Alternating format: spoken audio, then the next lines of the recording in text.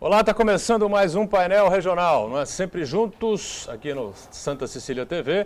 Segunda a sexta você acompanha a gente a partir deste horário, da 1h30 da tarde, programa ao vivo com personalidades da região e do Brasil, aqui nas nossas bancadas, debatendo, discutindo, aprofundando a pauta regional, os assuntos importantes aqui da Baixada Santista e os temas de interesse nacional também. Telefone sempre aberto para você, 3014-5281, ligue para cá, entre em contato conosco, fale com a nossa equipe de produção, envie a sua mensagem, a sua pergunta, a sua opinião sobre os assuntos que a gente coloca em destaque, que a gente coloca em debate durante o painel, não é? Lembrando que pelas redes sociais também a gente tem um espaço importante para você, que é exatamente o facebook.com/painel regional TV, facebook.com/painel regional TV, para você também, claro, participar com a gente enviando a sua mensagem. Essa edição, com prazer, a gente recebe aqui à minha esquerda o professor Dr. Paulo Eduardo Miyamoto, que é dentista de formação, não é? E especializado em odontologia legal. Vai participar com a gente também, ao lado do Paulo Miyamoto, o Fernando Gregório, Fernando que é ministro da Ordem Franciscana Secular do Imbaré. E aqui à minha direita, o nosso delegado poeta, né? O Paulo de la Rosa, mais uma participação importante aqui no painel regional. Sempre na abertura, os destaques para os parceiros, jornais que estão circulando aqui pela região, pelo estado, enfim.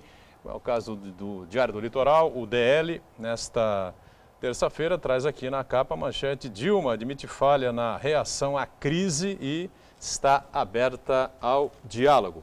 No dia seguinte, não é, o chamado Day After, que foi ontem, não é? Os protestos contra o governo, a presidente disse que o clamor popular é legítimo e que quer dialogar com humildade. Vamos aguardar, né? Miyamoto recebe, por favor, aqui um exemplar, repassa lá também ao Fernando. E aqui o nosso delegado poeta recebe também Paulo de la Rosa, tá certo? E ainda destaque importante para o Gazeta de São Paulo, jornal do mesmo grupo de comunicação do Diário do Litoral, circulando por todo o estado de São Paulo. Aqui a manchete: tesoureiro do PT e Duque são denunciados por corrupção. Já não é a primeira vez, né? O Ministério Público Federal denunciou 27 pessoas por corrupção, lavagem de dinheiro, formação de quadrilha e estão entre eles o tesoureiro do PT, o João Vacari Neto, e o ex-diretor da Petrobras, Renato de Souza Duque. Passo aqui também aos nossos convidados, Paulo Miyamoto, um exemplar do Gazeta, o Fernando, e Paulo de la Rosa ganha também o seu exemplar do jornal Gazeta de São Paulo. E a gente aproveita para cumprimentar e agradecer aqui as participações do Dr. Paulo Miyamoto. Obrigado por estar com a gente aqui, tudo bem? Boa tarde, Boturão. Boa tarde, Johnny, de la Rosa, Fernando. Obrigado pelo convite de estar aqui.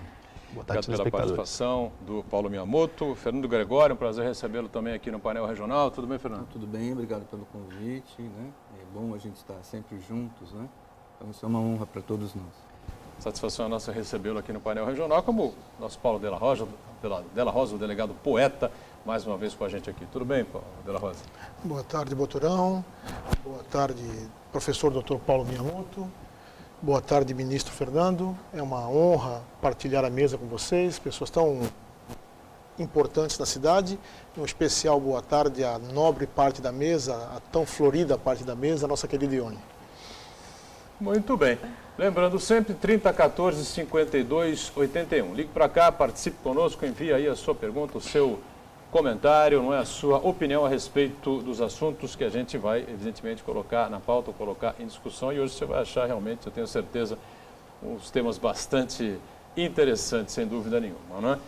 Lembrando que facebook.com/painel regional TV, nosso espaço pelas redes sociais também, sempre aí à sua disposição. Estamos online, como sempre, pelo site da TV Santa Cecília, Santa Portal. Você clica no ícone Painel Regional e acompanha a gente em tempo real. Depois de encerrado o programa, vai para o YouTube. Você pode, então, à vontade, claro, rever, se julgar os melhores trechos ou, como preferir, o programa por inteiro. Quem está atenta sempre, não é, à sua participação e à nossa produção aqui no painel é a Ione Furukawa. Tudo bem, Ione? Olá, boa tarde, Boturão, boa tarde, convidados. Paulo de la Rosa, você aí de casa que está nos assistindo, o Facebook já está aberto esperando a sua participação nessa tarde de terça-feira. São dúvidas, perguntas, críticas, sugestões, aqui a bancada democrática e também a nossa produção te espera através do telefone. Muito bem. O pessoal deve estar curioso para entender, né, o que faz aqui na mesma mesa, né, os um dentista especializado em odontologia legal, não é? Um representante do Ministério, um ministro da Ordem Franciscana Secular do Imbaré e um delegado. Mas tudo está absolutamente relacionado, né? Você vai saber por quê na sequência do painel regional. Está tudo relacionado, não é, Miyamoto? Com certeza, né? A gente trabalha com perícias aí, e aí, incrivelmente, as perícias elas são, na verdade, empréstimo de conhecimentos, de ciências que podem ser aplicados a diversas áreas, inclusive a cultural e religiosa. Muito bem, que é a questão da restauração, né? Você atua também na restauração propriamente do Imbaré, não, né? Não, Não. eu sou apenas dentista, especialista em odontologia legal. Odontologia legal, perfeito, né? E em cima disso, você participou de uma experiência realmente, para mim, que sou leigo no assunto, acho que para nós todos aqui, uma experiência bastante interessante, uma experiência incrível. Daqui a pouquinho vocês vão ter uma surpresa aí, que vai ser realmente sensacional, como diria aí alguns narradores esportivos, né? Você participou do restauro da face de Santo Antônio, é isso mesmo? Isso, Boturão. Durante o meu doutorado, eu comecei a trabalhar com um designer gráfico lá em Sinop, Mato Grosso. Eu estava na Europa na época. Em Sinop, cidade do Rogério Ceni, né?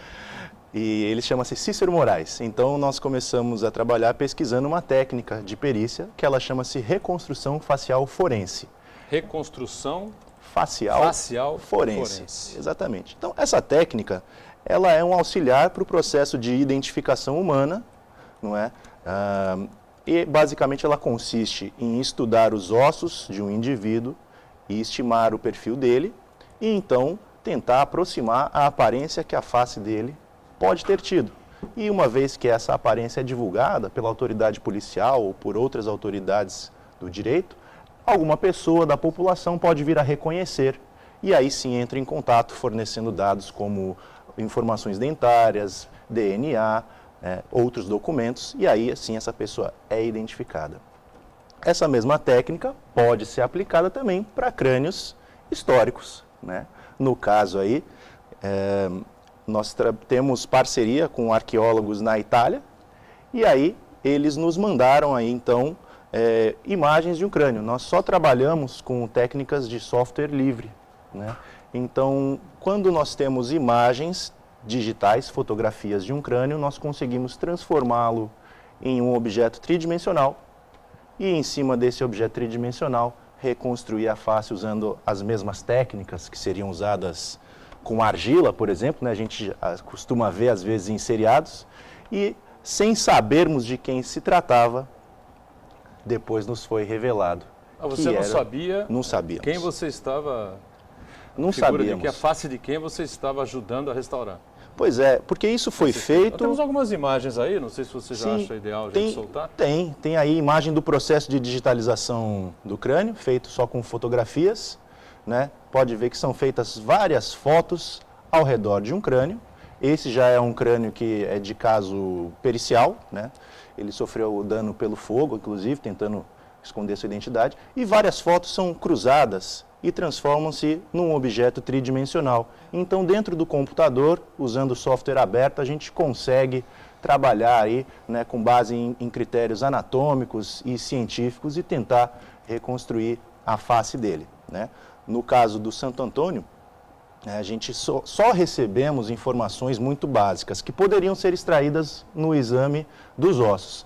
Para deixar claro, não é essa... Não é esse crânio. Esse crânio que nós não estamos observando aí. Nessa sequência amostra, são informações que nos deram que era um homem com 35 anos em média e ancestralidade branca. Então, essas são as mesmas informações que o perito poderia extrair num exame antropológico dos ossos. Então, para não nos influenciarmos, a equipe lá na Itália, né, do Museu de Antropologia de Pádua e do Centro de Estudos Antonianos, nos passou essas informações. Então, nós fizemos a face, uma modelagem básica, sem cores, sem cabelo, sem nada, e enviamos de volta para lá.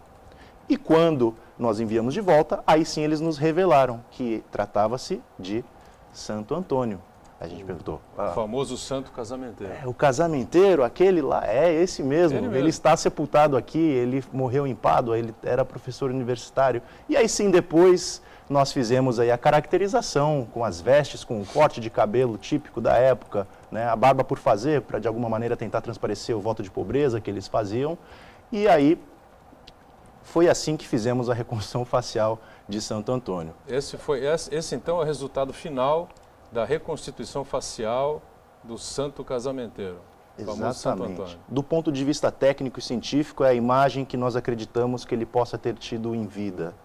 E esse mesmo busto, ele foi impresso em 3D, né, uma impressão em tamanho real e a cores, e será agora doado aqui para a Diocese de Santos, e aí eu já explico por que tem aqui o nosso representante da igreja, né? Isso será doado para a Diocese de Santos. A ideia é que fique na Basílica de Santo Antônio do Imbaré. Perfeito, muito bom. E essa é a relação com a basílica que leva o nome dele, né? Santo Antônio, que fica exatamente no Imbaré, aqui em Santos, onde muita gente já se casou por ali, já fez primeira comunhão, né, Fernando? Eu tive, meus pais, por exemplo, se casaram na igreja do Imbaré em 1960, vai tempo já, viu?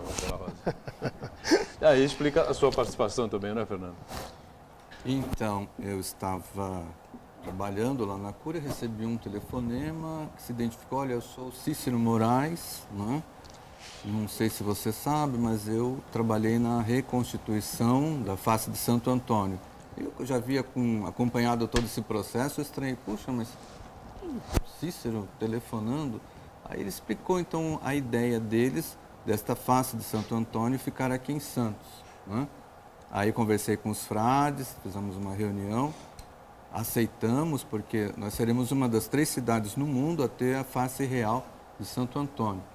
E essa reconstituição de Santo Antônio, ela não se faz apenas pelo vínculo devocional, mas nós temos aí uma grande oportunidade da gente restaurar a personalidade de Santo Antônio e o seu trabalho. Quem foi Fernando de Bulhões ou Antônio de Lisboa e de Pádua, um homem do século XIII. Antônio de Lisboa. O nome de Santo Antônio é Fernando de Bulhões, de Bulhões e Taveira de Azevedo. Itaveira de Azevedo. Fernando Bulhões e Taveira de Azevedo era o nome de... Quando ele entrou para a Ordem dos Frades Menores, na época era uma recém-criada Ordem por São Francisco de Assis, ele coloca o nome em honra de Santo Antão, daí Antônio. Então seria Frei Antônio de Santa Cruz de Coimbra, onde ele professou a regra da Ordem Franciscana. Então, por isso ele é conhecido como Santo Antônio de Lisboa, porque nasceu em Lisboa, em Pádua, porque veio a falecer e está sepultado em Pádua. Né? Faleceu em Pádua e está sepultado lá. Em Pádua, na Basílica. Perfeito. E a história do santo casamenteiro, né? Uma curiosidade por aí, né? Sim. A história é um pouco distorcida da realidade dos fatos, né? Mas ficou a coisa a história do santo casamenteiro. Sim, porque toda a atividade missionária de pregação de Santo Antônio foi sempre em defesa da família, em defesa dos fracos, dos pobres, dos marginalizados da sociedade. Santo Antônio foi uma das vozes que não se calou diante da corrupção dentro e fora da igreja no século XIII. Isso, para isso, devia ser um homem de muita coragem, né? E muitas atitudes dele com relação ao benefício das famílias. Por exemplo, 2 casos concretos que constam em todas as suas biografias. O tirano Exelino Romano, né, fez um decreto em Pádua onde o rico só poderia contrair matrimônio com o rico, pobre com pobre. Então Santo Antônio reuniu toda a população, foi em praça pública, né, e se opôs contra essa normativa do tirano Exelino, né, vencendo num debate. Então isso já colocou Santo Antônio como um dos grandes defensores da família. É muito popular também o caso de um milagre famoso que está retratado junto à sua tumba. Um rapaz, né, recém-casado, a mulher engravidou e ele começou a duvidar, né, de que aquele filho realmente fosse dele. E, inclusive, processando a mulher por adultério. A mulher desesperada foi ao encontro de Santo Antônio. Santo Antônio reuniu esse casal e mais algumas testemunhas, né? Pegou a criancinha recém-nascida nos braços e perguntou: menino, quem é teu pai? E a criancinha apontou, né, para o pai verdadeiro. Ele ficou arrependido, né, por ter julgado mal da esposa, pediu perdão a ela. Então, são sinais de que Santo Antônio sempre foi alguém muito preocupado com a instituição familiar. Então, daí vem a tradição de colocá-lo como protetor das famílias e também aquele que consegue arranjar bons casamentos. Muito bem. Paulo de la Rosa, pois não? Trabalho realmente impressionante, né, de restauro. Absolutamente emocionante e incrivelmente inspirador. Por duas das mais importantes razões. Aliás, Boturão, eu gostaria de pedir licença a você para fazer um lembrete. Hoje é o último júri de uma entidade da nossa cidade. O Dr. Octávio Borba de Vasconcelos Filho, aposenta agora e está nesse momento fazendo o seu último júri. Um homem de mais de 2.200 júris, um cientista. É importante que avaliemos, querido Dr. Paulo, a sua qualidade na explanação da ciência. Como é importante para que nós, que não somos da sua ciência, tenhamos essa compreensão através da delicadeza, da importância da sua explicação. Eu sou um homem de poucas crenças, mas vejo com muito carinho esse trabalho feito pelo senhor e pelo nosso ministro, no sentido de mostrar a história, e mostrar a história de uma maneira científica, pautada nos ditames e no trabalho da ciência. Eu, como delegado de polícia, sempre sou um defensor que só teremos uma polícia atuante, uma polícia eficaz, a partir do momento que nos abraçarmos à ciência. E por isso a importância do seu trabalho. Eu imagino hoje que outros cidadãos, ou cidadãos que não são do bem, estão preocupados assistindo esse programa, porque percebem a evolução da ciência e percebem quanto mais perto estamos da identificação, quer de coisas maravilhosas, como é o caso dessa imagem, ou quer do criminoso mesmo. A dificuldade de se levar a cabo uma investigação reside exatamente na qualidade ou não que tenha a perícia que foi desenvolvida. Então esse trabalho, além de brindar Santos, Santos é uma terra abençoada mesmo.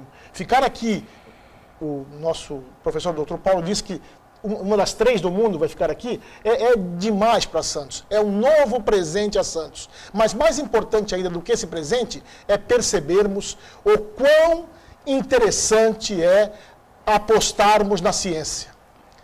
Exigimos uma polícia mais efetiva, professor Paulo. Exigimos uma polícia mais atuante, ministro Fernando. Mas, às vezes, nos esquecemos da ciência.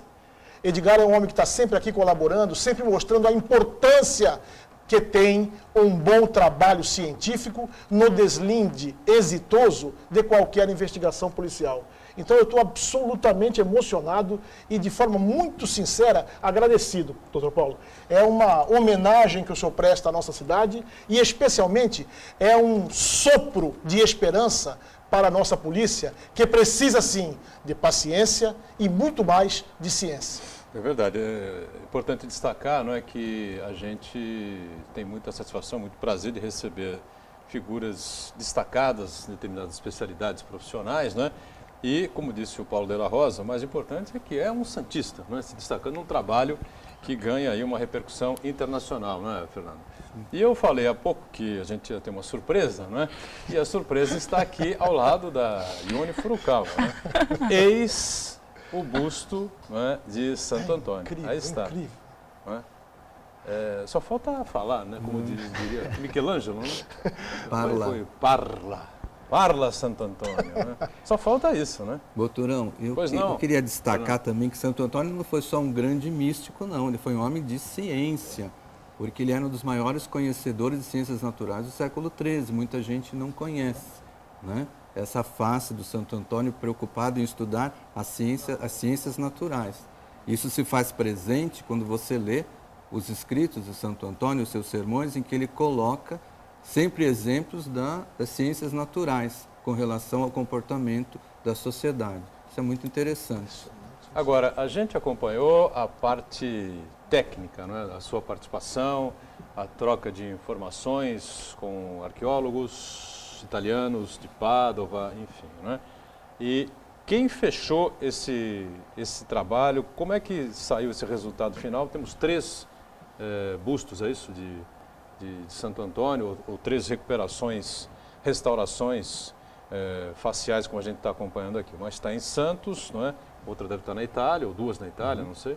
Não é? E como é que ficou fechado esse trabalho? São 3, né? Desse tamanho real. Tem uma lá em Pádua, na Itália, uma em Sinop, que é a cidade do Cícero, que é nosso grande parceiro de pesquisa. Então são 2 no Brasil. Duas no Brasil. E agora a terceira ficará em Santos. Tem uma menorzinha lá em Chapecó, mas em tamanho real vai ficar essas 3 só. E essas impressões em 3D, elas são feitas com uma tecnologia super avançada. É uma máquina que ela, a partir de gesso, resina e tinta, ela produz esse busto já em tamanho real, já colorido, não é? E com barba, né? Foi feito pelo pessoal brasileiro. Foi feito aqui no Brasil. Lá em Campinas tem um Centro Federal de Tecnologia, que chama-se CTI, Renato Archer. Foram eles que disponibilizaram a tecnologia gratuitamente. Então perceba que esse projeto foi uma parceria entre Brasil e Itália, onde o Brasil, né, esteve em pé de igualdade, né? O Brasil ofereceu, né, todos os recursos tecnológicos e esse busto, lá no ano passado, foi presenteado para Pádua no dia 13 de junho, que é quando se comemora a data do santo. Quando que você recebeu esse busto, Fernando? Quando você teve contato aí? Então, logo na segunda semana de janeiro, né? Nós já começamos as tratativas, eu, o Dr. Paulo, também o Cícero, né? Quando você olhou, viu pela primeira vez, teve a mesma impressão que nós? Sim, eu acompanhei pelo Fantástico, tudo, mas eu até comentei com o Frei, puxa, Frei, Valdemir, quando que a gente ia imaginar que aquilo que impressionou tanto a gente, né, o ano passado, né, estaria aqui batendo as nossas portas, né? Então, é com muita alegria que a gente recebe, satisfação, né, essa face reconstituída de Santo Antônio, que vai ficar exposta, né, na Basílica Menor aqui do Imbaré. Muito bem. Ione, como é que você está se sentindo aí ao lado de Santo Antônio? É o santo casamenteiro, hein? Aproveita. Olha, é impressionante. A gente fica olhando tão de perto assim, é muito real. Só falta falar mesmo, como você falou, e tudo. Acho que o modo que foi feito, tudo é impressionante, impressionante. Um trabalho riquíssimo em detalhes e que se pegar a moda, né? Não vai ter jeito. É evidente que agora alguém vai perguntar, né? Bom, já fizeram de Santo Antônio. Quando é que vão fazer a de Jesus Cristo? Exatamente. Né? Evidentemente que as perguntas desse tipo surgirão. Nós estamos estourados aqui no primeiro bloco. Vamos para o rápido intervalo, a gente volta na sequência com o painel regional. Muito bem, retomamos aqui a sequência do painel regional, o segundo bloco, né, com as participações do professor Dr. Paulo Miyamoto, especializado em odontologia legal. Fernando Gregório, ministro da Ordem Franciscana Secular do Imbaré, o nosso Paulo de la Rosa, o delegado poeta, acompanhado da Ione Furukawa, que continua bem acompanhada, tá certo, aqui pelo Santo Antônio, nosso santo casamenteiro, após esse restauro absolutamente incrível, né, científico, que foi explicado aqui, detalhado, até com imagens, né, pelo Paulo Miyamoto, que participou disso com muita eficiência, né, em contato com os profissionais lá de Pádua, na Itália, como foi explicado aqui pelo Fernando, pelo próprio Paulo. Santo Antônio viveu, morreu, né, em Pádua, né, Pádua, na Itália, e lá está sepultado. Né, e foi feito, então, esse restauro aí, de internet, a gente pode dizer assim, o contato, né, de vocês, né? E foi muito longo o trabalho, Paulo? Demorado? Olha, foi uma coisa assim, não... As técnicas que a gente usa, a gente está sempre aperfeiçoando, né? Sempre usando software livre para dar esse caráter de acessibilidade para aqueles que se interessam. O que demorou mais, na verdade, foi o tempo que a gente teve que esperar para poder revelar isso para as pessoas. A gente demorou aí uns 2 meses nesse trabalho. Durante o trabalho você disse que não sabia Nós não sabíamos. Quem era a figura histórica. Sabia que era uma figura histórica, mas Sim. não sabia qual figura era exatamente. Sim. Você ficou sabendo quando? Se você pegar esse rosto do Santo Antônio, imaginar ele sem nenhuma cor, sem nenhuma caracterização, só o formato básico da face, né? Até chegarmos nesse estágio, nós não sabíamos de quem se tratava, né? Porque a gente só trabalhou com elementos que são objetivos, aqueles elementos que podem ser estimados a partir da anatomia do crânio, do seu estudo. Agora, não dá para saber com exatidão, né, a cor dos olhos, a cor dos cabelos, sem um exame genético, né? Então, quando a gente adicionou esses elementos que são, de certa maneira, subjetivos, só foi após ser revelada a identidade do Santo Antônio.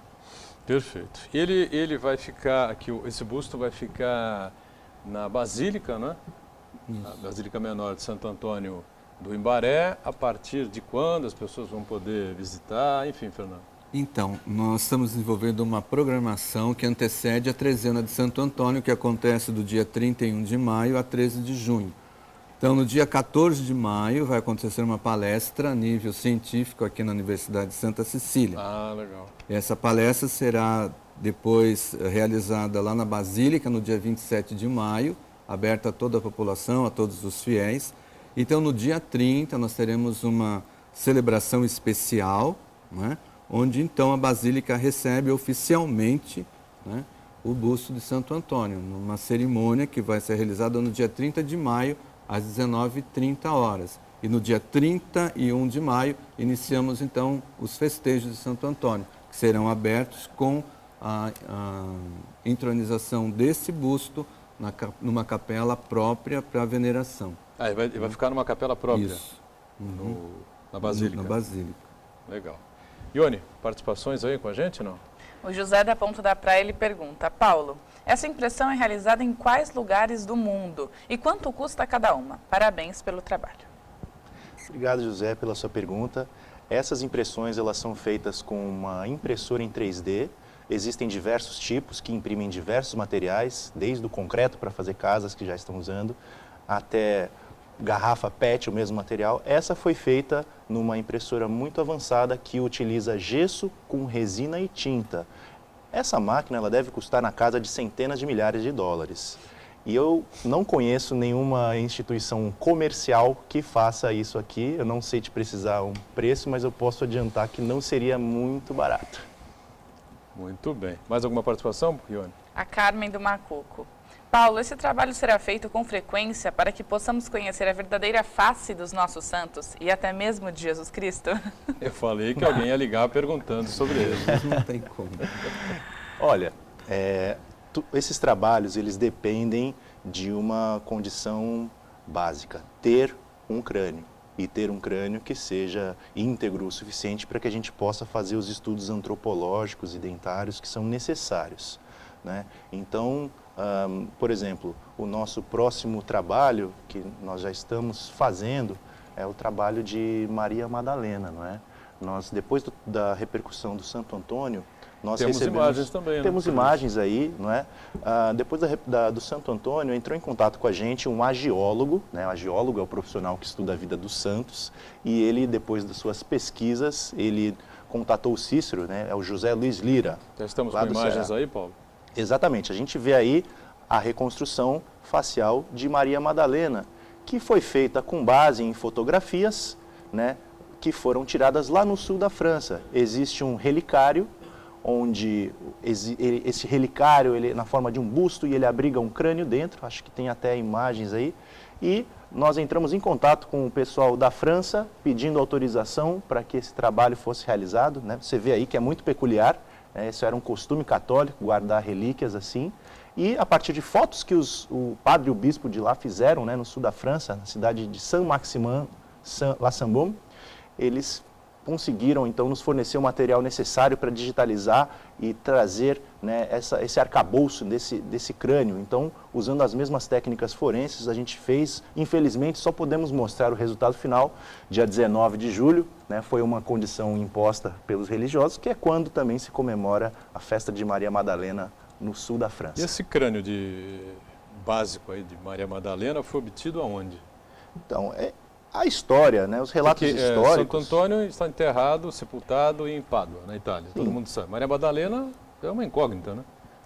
Os estudos que esse agiólogo fez, né, toda a pesquisa histórica levou ele a crer que aqueles restos que foram conservados, e eles estão ali documentados desde 1200 no mínimo, né, já foram visitados por reis, etc., a igreja os tem como sendo os restos mortais de Maria Madalena, né? O escopo do nosso trabalho não é nem contestar a autenticidade desses restos, nós trabalhamos em parceria com eles, mas todos os registros históricos e arqueológicos apontam para aqueles restos mortais como sendo, né, os de Maria Madalena. Bom, e a resposta com relação a Cristo é óbvia, né? Não existe crânio de Jesus Cristo porque ele ressuscitou, né?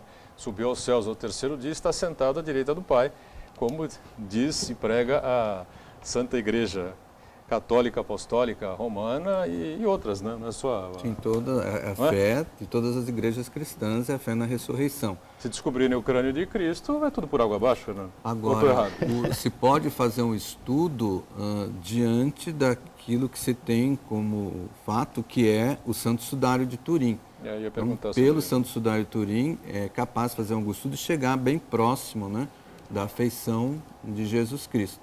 Mas por aquela impressão tridimensional, né, que ficou estampada no Sudário de Turim. Pelo Santo Sudário é possível fazer, então? É possível. Você acha? Pela mesma técnica que nós fizemos aqui, não. Não é? seria outra... A gente carece aí de parâmetros objetivos. Então, pela mesma técnica de reconstrução facial forense, não. Perfeito. Mas fica aí, né? É possível aí a possibilidade para que outros pesquisadores explorem, né? Mas essa maneira em particular, ela precisa não, ter um crânio, o Santo Sudário não permite. A gente precisa de um crânio. Perfeitamente. E não encontraremos, claro, em hipótese alguma, o crânio de Jesus Cristo. Muito bem.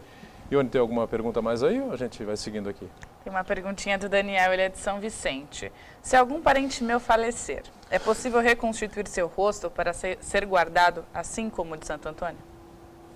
Daniel, a sua pergunta ela é ótima, porque esse é o grande link que a gente faz com como isso pode ajudar a população, né? É claro que você pode tentar reconstruir uma face a partir de qualquer crânio, né? Se vai ficar 100% igual, eu posso dizer que não, né? É impossível a gente fazer uma face que seja 100% igual. Na questão que a gente faz isso, né, no âmbito da perícia, isso serve como quase que um último recurso, né? Você imagina numa situação em que a polícia encontra uma ossada, né, num canavial, num matagal, e não sabe de quem possa ser, não tem ninguém procurando por aquela pessoa, né? Você faz todos os exames, né, de odontologia, tal, mas você não tem ninguém para comparar, né? Odontologia, você precisa comparar. DNA, precisa comparar. Impressões digitais, precisa comparar. Agora, se você tenta fazer a reconstrução facial dessa pessoa, e aí essa face ela é divulgada entre a população, aí sim alguém pode reconhecer e entra em contato, né, com as autoridades e faz essa entrega desses dados. Mas se você tem um crânio de alguém que você já conhece e queira reconstruir, pode, porque não? A gente até recebeu aí um pedido muito inusitado de uma senhora, ela é uma grande historiadora da sua própria família, e ela disse que ia exumar o bisavô dela, e ela gostaria de ter um trabalho de reconstrução facial, né? Não chega nem a ser forense, porque a gente não está lidando com questões jurídicas, mas pode ser artística, não é? Então, sim, é possível. Muito bem. Paulo Della Rosa, delegado durante tanto tempo, né? Delegado importante, chamado delegado poeta aqui pela filosofia de vida que ele tem, muito admirada por todos nós aqui, mas um especialista na área policial, e nós temos aqui um especialista em odontologia legal, que também trabalha, não é, para elucidar esse tipo de situações que a polícia se vê com enorme dificuldade. Então você fica à vontade aí, para a gente explorar um pouquinho esse lado também. Mais uma vez, saudar esse trabalho. Doutor Paulo, a sua juventude nos inspira, especialmente quando vem atrelada a tanta qualidade no trato com a ciência. Muito obrigado mesmo por esse presente à cidade de Santos e a todos nós. E o nosso Edgar Boturão é um homem muito querido e muito respeitado na cidade, então as pessoas de bem o assistem, e é possível também que alguns meninos do mal estejam assistindo e estão bastante preocupados, e eu vou tocar nessa ferida agora. Doutor Paulo, da sua experiência ao desenvolver esse trabalho, que o senhor diz que requer efetivamente um aporte financeiro grande, eu acho que o cientista tem por uma obrigação, aquele cientista que traz no seu coração o apego ao próximo, tentar de alguma forma aproximar a ciência da necessidade da população. Na sua opinião, nós ainda vamos demorar muito para assistirmos exemplos desse servindo ao trabalho policial, que nós possamos efetivamente, através de uma... É impressionante, vocês não percam a oportunidade de irem a essa exposição, porque é absolutamente impressionante. A Basílica Menor do Imbaré. Nós vamos demorar muito ainda para assistir a polícia, o mecanismo persecutório do crime, que hoje vem aos poucos sofrendo e perdendo algumas lutas, receber esse aporte científico que, sem sombra de dúvida, nos colocará numa posição muito mais confortável para prestarmos o serviço que a sociedade tanto precisa? Olha, aqui no organograma da Polícia Científica de São Paulo, nós temos ainda a falta do profissional de odontologia legal, né? Houve um projeto de lei no ano passado, ele acabou não sendo... temos esse profissional. Nós não temos, né? E na capital tem o núcleo de odontologia legal, tem o pessoal que também faz esse trabalho com computação muito bom, mas infelizmente, né, o litoral e o interior, eles ficam, né, desprovidos. Mas por outro lado também pensando nisso, né, ano passado, após essa repercussão toda do Santo Antônio, aqui em Santos nós fundamos, o Cícero, eu e mais outros dentistas especialistas em odontologia legal, uma ONG sem fins lucrativos. Ela chama-se Ebrafol, Equipe Brasileira de Antropologia Forense e Odontologia Legal. É uma ONG que trabalha para a promoção dos direitos humanos, aplicando cientificamente, né, essas áreas do conhecimento. Então, nós estamos à disposição, né, das autoridades policiais, dos juízes, promotores, delegados, advogados, todos aqueles que sintam a necessidade de amparar-se num quesito técnico e científico, nós estamos à disposição, né? A nossa organização ela tem 3 frentes de trabalho. Primeiro, a prestação de serviços periciais, a quem nos pede.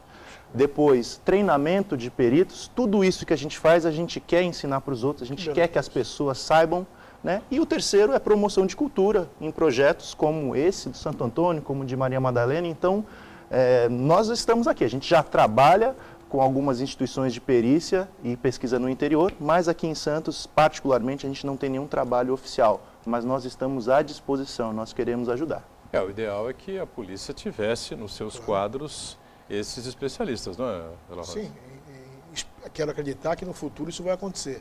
Mas agora que temos à frente da nossa polícia aqui um homem atuante, um homem da terra, o Dr. Gaetano Vergini, um homem trabalhador, um cientista, é uma oportunidade de estreitarmos esses laços, Dr. Paulo. A comunidade precisa da ciência e a polícia, cada vez mais, numa atitude humilde, entende as suas limitações e, sim, faz com que esses laços dos cidadãos de bem da sociedade, aqueles dispostos como o senhor a colaborar, encontrem na polícia ouvidos e vontade de trabalhar em conjunto. Acho bastante importante. Parabéns, viu, doutor? Muito obrigado, doutor.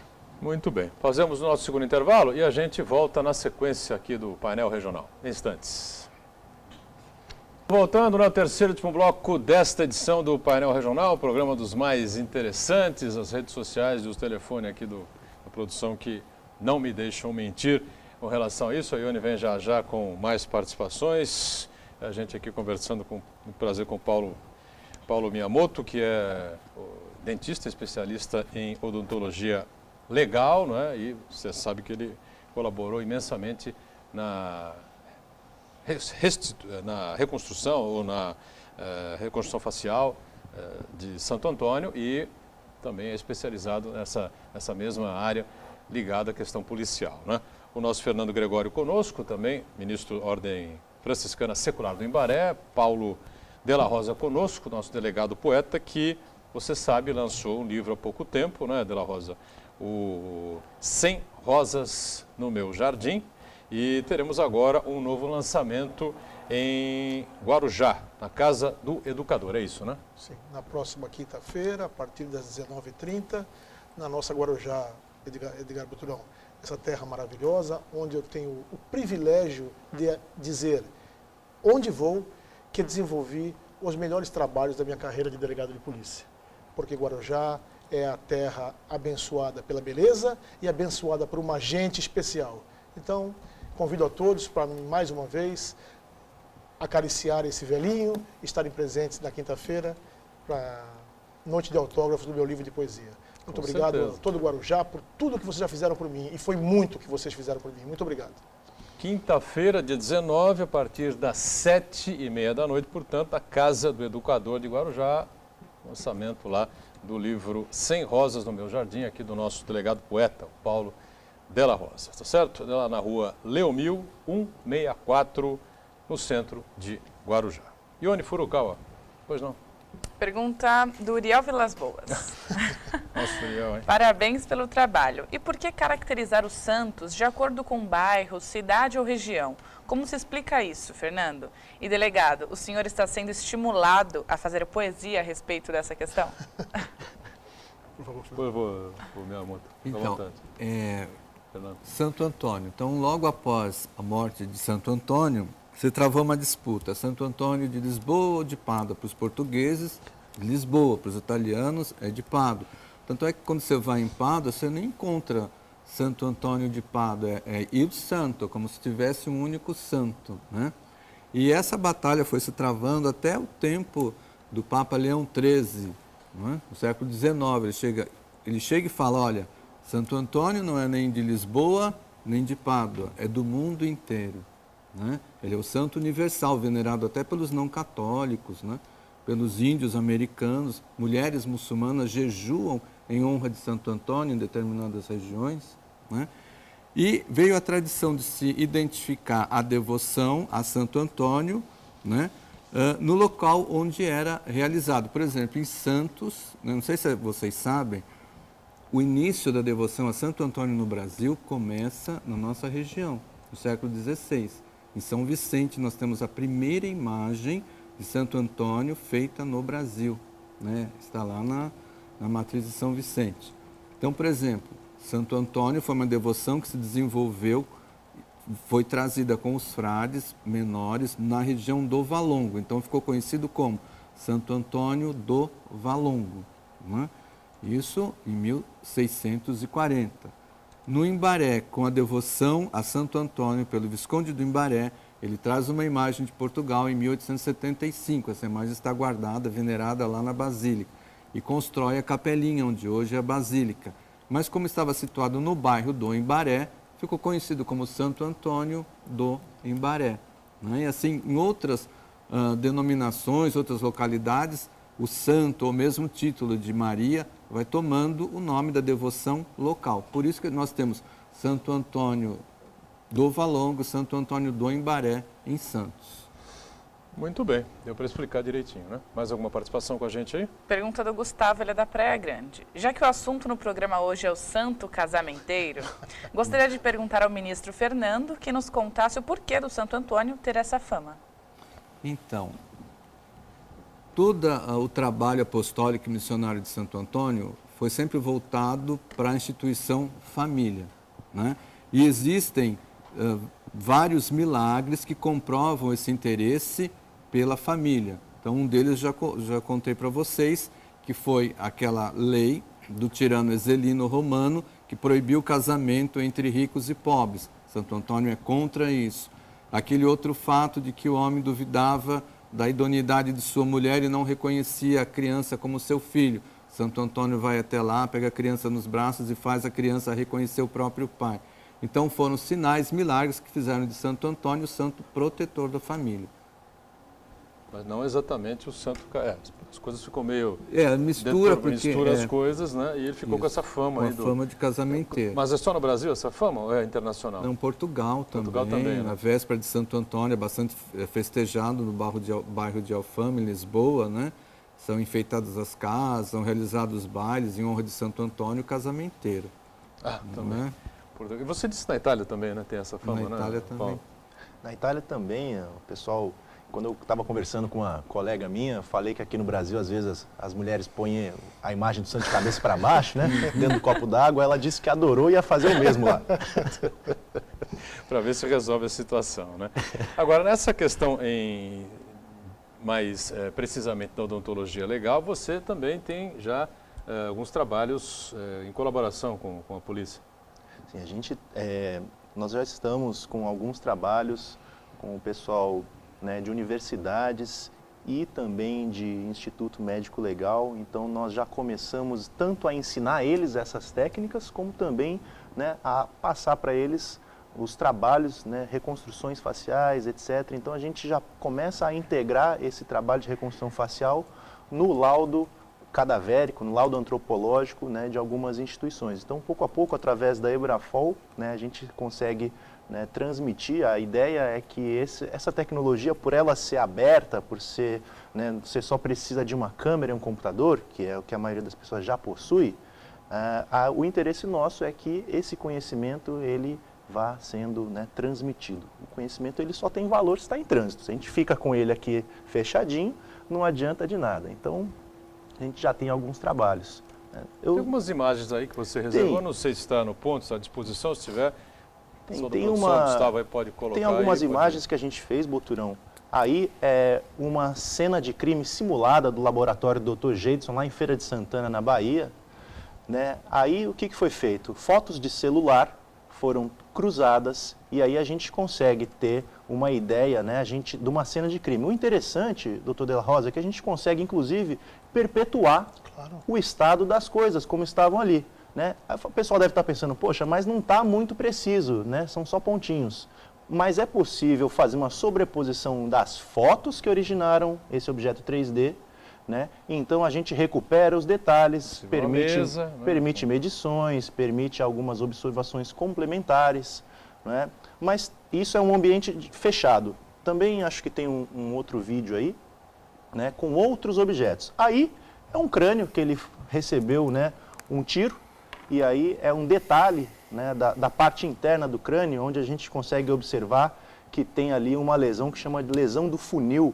Né? O funil ele é mais largo aonde o tiro saiu, então isso serve para perpetuar um enterramento, né? Mais do que os próprios ossos, o contexto em que esses ossos estavam enterrados também é muito importante, então isso pode ser aí também fotografado ali quando do momento da perícia do local, né? São aplicações aí que servem a diversos propósitos. Se a gente pega um drone, faz várias fotos, nós podemos fazer fotos aéreas e isso, né, temos aí então, em vez de ter um croquis desenhado à mão, a gente pode ter um croquis em 3D. Isso aí pode ser muito útil em locais de acidente de trânsito, né, a perícias ambientais, enfim, as aplicabilidades elas são muitas. A Prefeitura de Santos já vem usando drones, né, e por fim, uma loucurinha que eu fiz, né? Parecia um doido lá ao redor desse local aqui de Santos, a Praça da Independência. Com o meu telefone celular eu fiz diversas fotos e aí a gente conseguiu, né, ter pelo menos um esboço, né? Isso foi, se a gente sabe o tamanho desse monumento, que ele é enorme, né? Só com fotos de celular a gente conseguir um resultado assim, já é bastante promissor. Então são apenas algumas aplicabilidades, né? Depende do propósito de quem é que está necessitando desse trabalho, mas a gente fica feliz de poder mostrar e colocar à disposição do pessoal aqui da região. Paulo De La Rosa, emende aí, por favor, e esclareça aí direitinho Eu telespectador, muito né? O que é que isso auxilia e facilita, não é? Agiliza uma busca, enfim, uma investigação. Enfim. Eu sou um homem de poucas crenças, mas vamos pegar aqui 2 exemplos do Santo Antônio, que nos marcam e amplificam ainda a grandeza desse trabalho.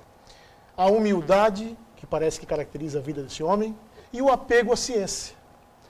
As nossas instituições, os nossos dirigentes, necessitam dessa humildade e precisam entender de uma vez por todas que as soluções hão de ser pautadas na ciência. Precisamos, doutor Paulo, valorizar trabalhos dessa natureza. Esse tipo de qualidade, esse tipo de mecanismo à disposição de autoridades policiais, jurídicas, políticas sérias, comprometidas com a população, é absolutamente claro que se descortina um horizonte que sonhamos para esse país. A qualidade desse trabalho permite que melhores investigações sejam feitas, porque, como o senhor colocou bem, podemos fazer um apanhado perfeito da área a ser atingida. Podemos deslindar inquéritos policiais com muito mais velocidade, aproximando, sim, o resultado do criminoso e fazendo o que tanto sonhamos, retirando da sociedade esses marginais. Mas não da forma que alguns apregoam, ministro Fernando, com a autoridade, com a violência. Esse tempo acabou. Nós precisamos de uma polícia científica, cada vez mais científica e cada vez mais legalista. E, doutor Paulo, eu quero que o senhor saiba que eu saio daqui hoje renovado, absolutamente emocionado e renovado. E as pessoas que nos ouvem tenham essa certeza. eu venho há muito tempo dizendo que polícia se faz com ciência e paciência. E o senhor hoje me empresta voz. O senhor hoje me empresta emoção. O senhor hoje reverbera um binômio que eu tanto acredito. Vocês estão vendo a qualidade desse trabalho e você, criminoso, você, marginal, saiba que cedo ou tarde a polícia sim vai contar com esse tipo de auxílio e os seus tempos estão contados. Ciência e paciência, realmente é uma bandeira do Paulo de la Rosa há muito tempo aqui no painel regional, com essa questão do melhor trabalho, melhor desenvolvimento do trabalho policial, é verdade mesmo. Ione, mais alguma participação com a gente aí? Mais uma. Pergunta do Paulo, ele é do Casqueiro. A reconstituição pode ser usada em âmbito policial investigativo?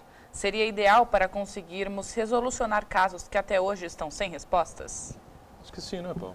Com certeza. Essa questão da reconstrução facial forense, né, por ser uma técnica auxiliar de identificação, ela pode ser aplicada a casos que já estão há muito tempo, né, ossadas que estejam há muito tempo ali sem estarem identificadas, podem eventualmente jogar uma nova luz. Né? Não é incomum a gente ver, por exemplo, nos Estados Unidos, que é onde se aplica com mais frequência, casos que estavam há 10 anos ou mais, eles acabam, né, sendo identificados aí por meio dessa técnica. Né? Então, realmente pode sim, né, e isso... o problema das pessoas desaparecidas é muito grave no nosso país, é um problema de direitos humanos, inclusive, né? Então a gente levanta essa bandeira aí de tentar promover os direitos humanos através de uma aplicação científica. Então a resposta para a sua pergunta é sim, pode, com certeza. Nesse momento você está trabalhando em algum projeto desse tipo, algum projeto especial, assim? Não. No momento eu sou apenas, eu tenho minha prática clínica, aqui eu tenho um consultório, mas eu trabalho apenas para a Ebrafol. No consultório você faz? Aqui em Santos, eu tenho um consultório aqui em Santos, né? Mas eu não sou contratado formalmente por nenhuma instituição de ensino, eu também não sou perito da Polícia Científica, mas eu já fiz estágio no nosso IML, aprendi muito lá, mas no momento eu estou me dedicando integralmente à Ebrafol, porque é algo que eu e meus colegas, a gente acredita que possa realmente ajudar a nossa sociedade. Perfeito. Ione, tem mais alguma pergunta rapidinha? Não, né? Acho que é o suficiente, exploramos bastante aqui o Paulo Miyamoto e olha, realmente é um prazer recebê-lo aqui, né? Um trabalho realmente muito importante, já foi destacado aqui pelo Paulo de la Rosa, né? E a imagem aqui, que a gente pode cortar novamente aqui, por favor, aqui para o Santo Antônio, né? É algo que nos impressiona a todos, né? Porque a aproximação com a veracidade, não é? O olhar destacado pelo Paulo de la Rosa é algo incrível. Só para encerrar, Fernando, quando é então que as pessoas vão poder começar a visitar lá no Imbaré esse busto? Então, a partir do dia 30 de maio nós teremos então a entrega solene do busto, né? E falando de humildade, eu queria lembrar a máxima de Santo Antônio, né? Que uma das coisas que eu admirei no Dr. Paulo, além da sua capacidade e inteligência, é a virtude da humildade, né? Então eu trago aqui uma máxima tirada dos Sermões de Santo Antônio. Ele fala o seguinte: como o botão é o início da flor, a humildade o é das virtudes. O homem sem humildade é como a rosa que não exala seu perfume. Santo Antônio. Que lindo. E com isso a gente vai fechando aqui essa edição do Painel Regional. Paulo, foi um prazer recebê-lo, espero que volte em outras oportunidades. Obrigado e parabéns. Viu? Muito obrigado, Buturão, obrigado, doutor da Rosa, Ione, Fernando, obrigado, telespectador, pela sua audiência e espero poder estar aqui outras vezes. Sem Muito dúvida. Obrigado. Fernando, prazer recebê-lo também, Fernando Obrigado. Gregório. Um abraço especial ao Frei Claudemir, lá do Imbaré, que em outra oportunidade vai estar com a gente também. Paulo de la Rosa, prazer sempre recebê-lo, Ione também, participação sempre importante e, claro, o mais importante de todos, você que está aí do outro lado acompanhando a gente diariamente, ao vivo, 1h30 da tarde, nossa reprise às 8 da noite, sempre de segunda a sexta. No sábado, uma edição às 3 da tarde e no domingo, uma outra edição às 5 da tarde. Obrigado. Tchau.